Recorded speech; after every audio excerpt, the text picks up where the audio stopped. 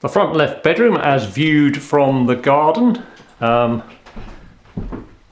It's a bit rainy outside, but you can't argue with a view like that even on a day like this. Very nice indeed. Probably gets better as well with a bit of sunshine.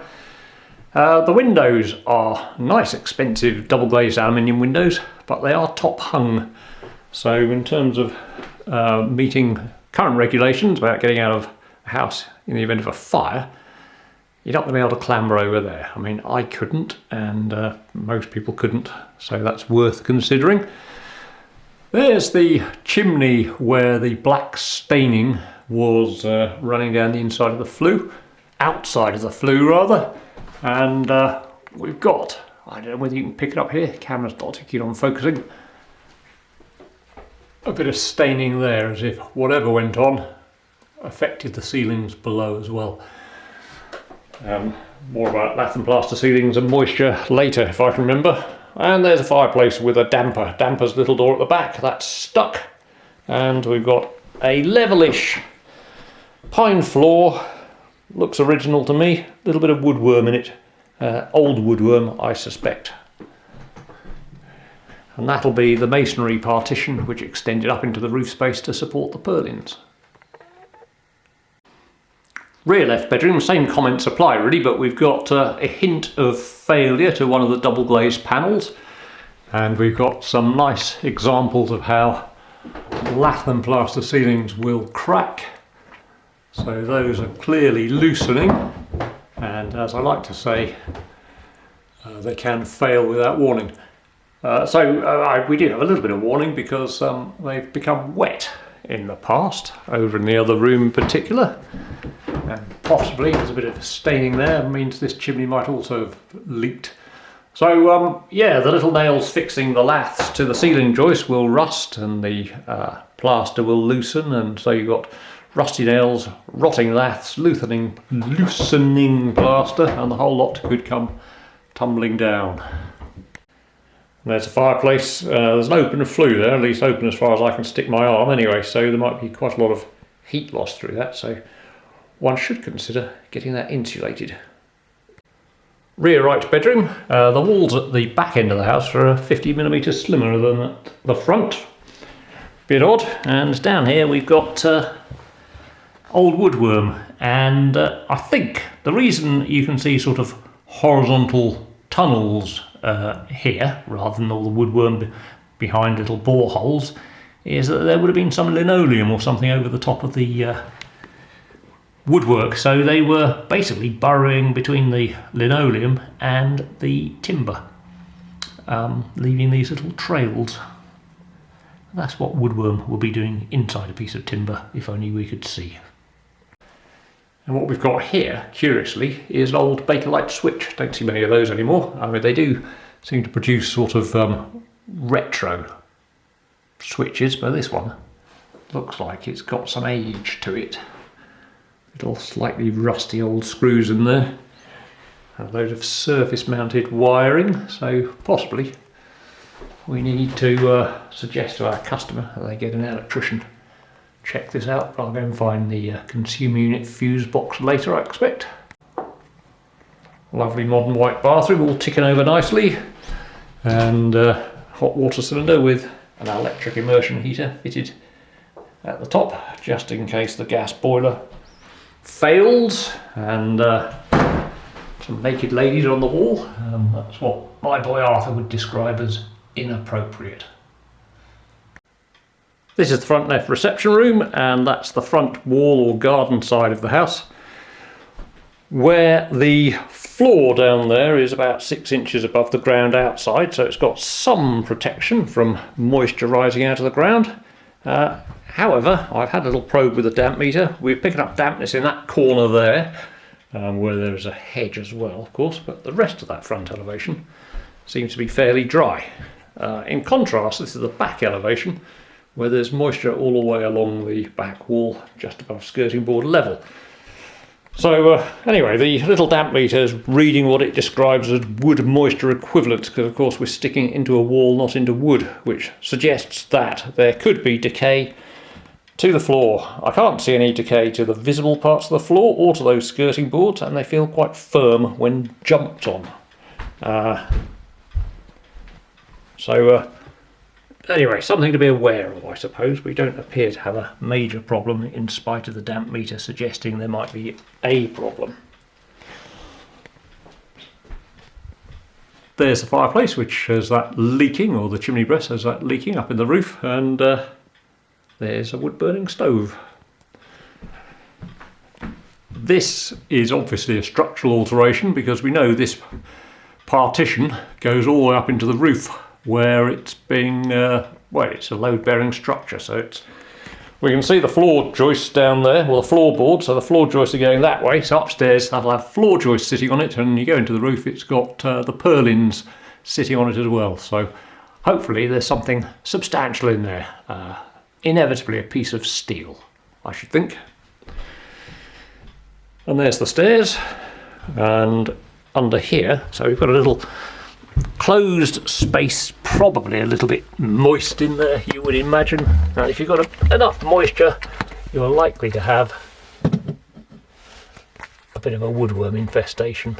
And if we look at the back, we can see on the floorboards, under that last, well, it's called a rise, isn't it, that vertical bit, we can see dust. So I think there are woodworm still munching away there. And this little timber batten down here. Can we see that? You get a focus? Yes, you can see that sort of gnawed up by woodworm over a period of years. It's not very keen on focusing, is he, at that distance? But yes, I think we have a bit of a slightly moist woodwormy environment under the stairs. Here's our front left reception room. Front wall, once again, nice and dry, and it continues to be fairly dry to that left side flank wall, and unlike the other reception room, this wall is also appearing to be quite dry. However, where's my torch gone? Lost my torch now. This corner, which is rear left corner of this room, we've got the staircase the other side of that wall. We have, get out of the way you, can you pick up a bit of a crinkle to the skirting board? It's not a nice flat surface, is it? It's a little bit crinkly there, which suggests to me the back side of the skirting board is decaying, so there must be some moisture down there. And we do have sort of maybe additionally ragged floorboards with the woodworm. A little bit of blackness in there, which might be a sort of mould associated with condensation or moisture. So there's lots of little clues that they might have a bit of dampness out of sight, as it were. So anyway, I think if we've got dampness in the understair cupboard, which is basically behind that chair, creating woodworm, what I was trying to say, if we've got woodworm in the understairs cupboard behind that chair, then it's quite probably active in the floor joists down there, out of sight, and over there, etc. Once again though, the room appears quite dry and the floors feel very firm, so it's obviously not a very big problem, but just one of those ongoing things that gnaws away at old houses. And up here, where have we got it? Lost my bearings. There you go. We've got a more significant crinkle than average in our lath and plaster ceiling, so that one is beginning to look a bit loose. There's the front room again, and we discussed how the front elevation is dry and the rear elevation is damp, and I think this is how we come to understand the situation, because this is the kitchen at the back end of the house. That's my damp meter shutting itself off. I shall have to switch him on again in a minute. It's difficult to decide where the front and rear is in this house, because obviously it was built orientated towards the garden, but that's the road outside, so the back of the house is now the front, if you know what I mean. Anyway, here's the point. The floor in this part of the house is now solid. Perhaps it always ever was. So we've got a solid concrete floor here. We know from when we were outside that the surface of the ground outside, there it is at or even marginally above floor level. So there'll be lateral penetrating dampness straight through the wall, never mind rising dampness. And equally over here then, that wall which is now separating the kitchen from the living room is built off or built the other side of a solid concrete floor. So moisture in the ground can just move directly into the wall. If this was built with a damp-proof membrane in it, then all the moisture that used to evaporate out of the floor cannot do that anymore, so it's been forced to the sides, and that'll increase the amount of dampness in the walls. So let's have a little poke. I mean, I've already had a little poke, so I know what's going to happen, but let's pretend you don't. You know, that's 49.50. It says wood moisture equivalent, so it's suggesting that any wood touching that wall, like that skirting board, will eventually decay. And if we go here, obviously, usual problem, kitchen fittings prevent you accessing a wall to test for dampness, but we've got a little space here where we can stick our damp meter in. You can already see the wallpaper's a bit discoloured, so there's a clue in itself. And can't see any crinkling to the skirting board, so that is probably a replacement skirting board. But it's gone the whole hog. It just says wet. Look at that.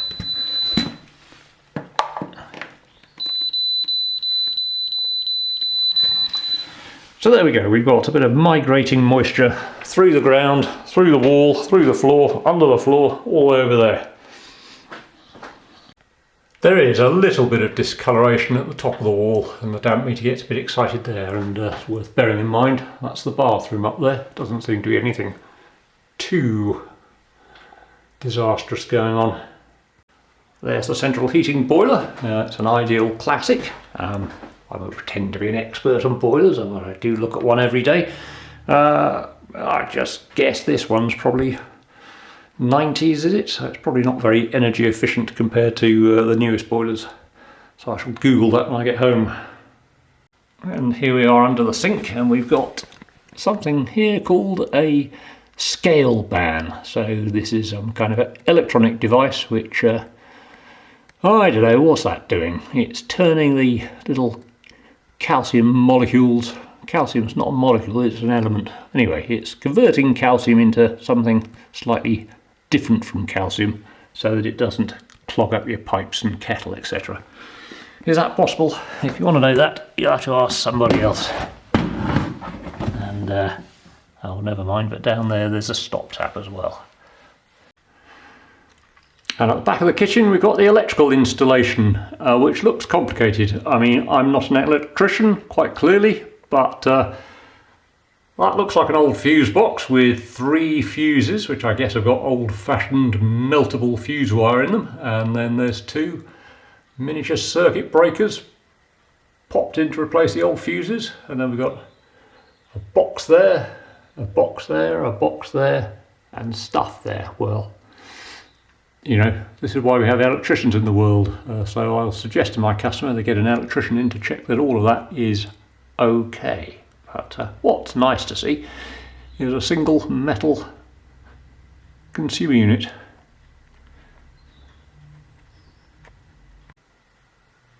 That's a structural alteration. There's a masonry wall up there separating the bathroom from the rear bedroom.